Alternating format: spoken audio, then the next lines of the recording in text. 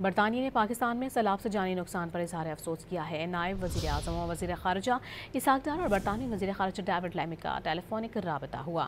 برطانوی وزیر خارجہ ڈیوڈ لیمی نے پاکستان میں سیلاب سے جانی نقصان اور اظہار افسوس کیا اور مشکل کی اس گھڑی میں پاکستان کے ساتھ اظہار یکجہتی کیا۔